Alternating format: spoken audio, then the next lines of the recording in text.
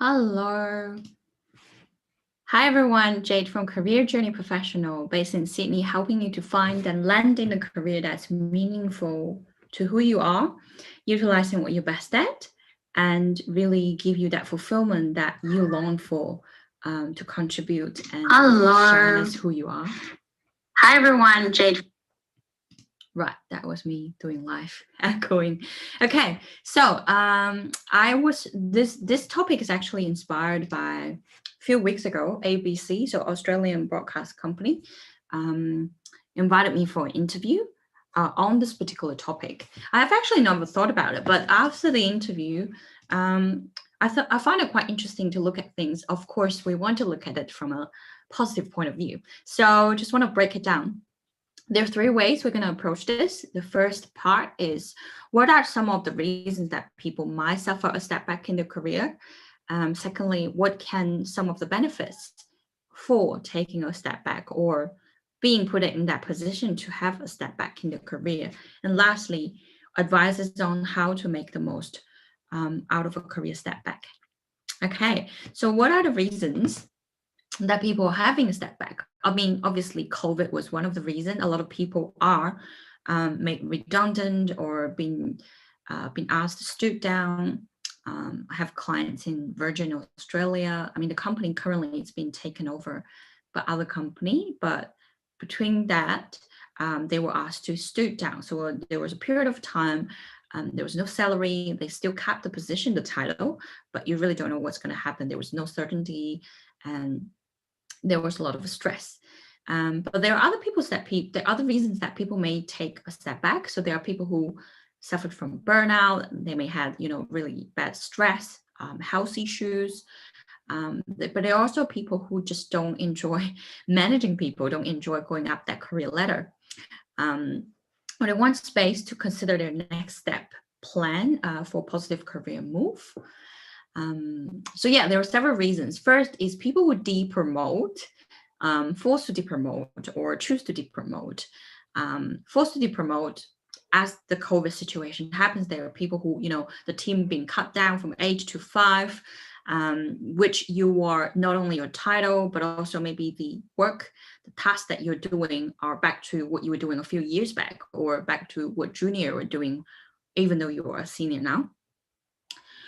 For people who choose to depromote themselves, it's several reasons.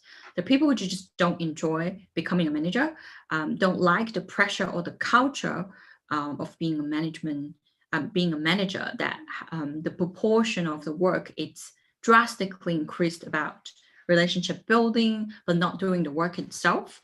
Another practical reason is being promoted not necessarily meaning your after-tax pay could increase. I remember very clearly back in when I was working in ComSec, Commonwealth Securities, becoming a manager, meaning that the manager has to come earlier and stay behind at 2 to 3 hours a day. And given the tax bracket, because the income increased, the tax increased as well.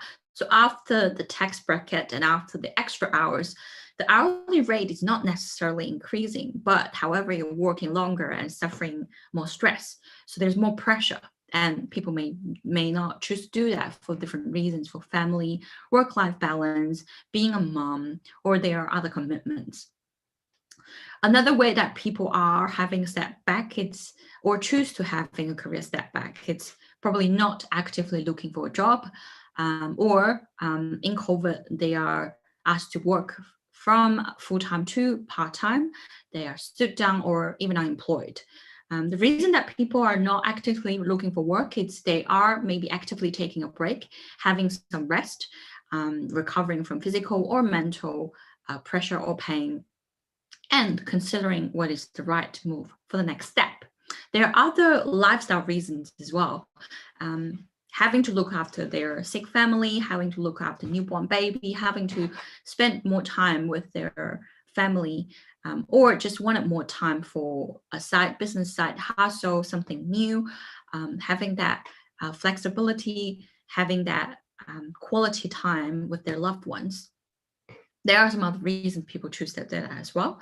And last but not least, it's actually the biggest group that came to me last year is reconsidering the next step career and life choices, career pathways, career directions. I have 4 or 5 different people in different industry. They're at the stage of the middle stage of their career. So it could be 10, 20, 25 years in their career. And COVID has given them a pause on their life, and they are reconsidering what do they want for the next step for a meaningful career. If they are going to proceed, if they have to look for another job, if they have to do some transition in the same industry or change company, that's something they're looking to consider and take time to reflect as well. Now let's move on to what can be some of the benefits of taking a step back. Well, obviously, you are forced or choose to have more time, to have more freedom. There's less stress, less deadlines, more flexibility. So obviously you can have more time with your loved ones, with your family, with your kids, with your pets. There's work-life balance. Maybe you can sleep better. Maybe there's finally the time to do, the morning yoga, to go for a run, to stay in the nature. Another one, it's taking a career break. There are people who were constantly moving from job to job or staying in that same job, never had a long, decent break to take a breath, to take a pause, to recharge, to work on themselves, to look at what's the possible next step move, or not even aware there's an option there. So this is the stage that I would encourage people to really look at their transferable skills. If they want, choose to, it's a great time to look at their personal branding as well. I mean, as in their career branding, offline and online and offline. I'll talk about offline just a little bit. Package themselves, repackage themselves, be more clear and being able to articulate what are they really good at, reflecting what have they achieved, what's the pattern, what made them succeed, what made them suffer, or what made them stop at certain things and times. There are people who also go on that spiritual path as well, self-reflection, self-awareness, self-nourishing, self-love, because we're forced to sit with ourselves, a lot of us, maybe in isolation, and it's really a time to really face ourselves and also learn new things as well, if you choose to. Side income, side business. I have clients who started trading accounts, trading different financial instruments. It could be shares, stocks, funds. I also have clients actively taking money out to invest in cryptocurrency, studying into that realm as well. Me personally is doing that as well. So that could be some of the benefits when you are having a career step back, literally stepping back, offloading the burden, offloading some of the unnecessary pressure. And a lot of the times you never knew what would come up unless there's a gap. But the gap itself can be scary. It can make us nervous. It can make us feel unsafe. But again, that's some of the answer that I got from my clients. Any advice on how to make the most out of a career step back if you are asked to step back, or if you choose to step back, or somewhere in between? Some of these advices that I actually suggest is, first, it's a great time to reflect. And if you want to improve your personal branding, definitely work on your LinkedIn, definitely look at other social media platforms that you will consider maybe starting to share a little bit more of your achievement, or even of your feelings, of your experiences in your personal side as well. I have clients who are started to have a side photography business. So she started to share more of her photos online now that she has more time in her personal side, as well as establishing and creating a page for that as well. Building network, this is really a great time to reach out.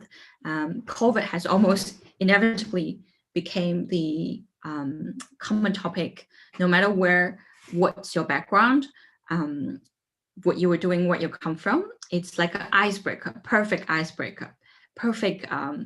starting line, the conversation starting line. And it's a great chance for you to really reach out to people that you may once lost contact with, or you just don't have the time and energy to connect with. And using that point, like, how are you doing? Really want to find out, want to catch up, or I'm doing research on such and such, really want to hear your opinion, just reconnect. And this can be done in personal life as well, not just career, but this is a great time to do that because you do have more time and people are really all slowing down and then facing this challenge at the same time. And I can't stress enough that how last year the most helpful career tips that worked is networking. That still helped people to find hidden opportunities or create opportunities in difficult time using network. Next one is consider different lifestyle and career options. Really think about the dollar per hour that you're earning, given the stress, given the previous life pattern, given the commute time, given, is it giving you that option to pursue your hobbies? And what's the balance between how much you are willing now to trade? Because we are literally trading our time and energy for money. What's the trade-off? Is it really worth? Is there other options? Because COVID has shifted our workspace in many ways.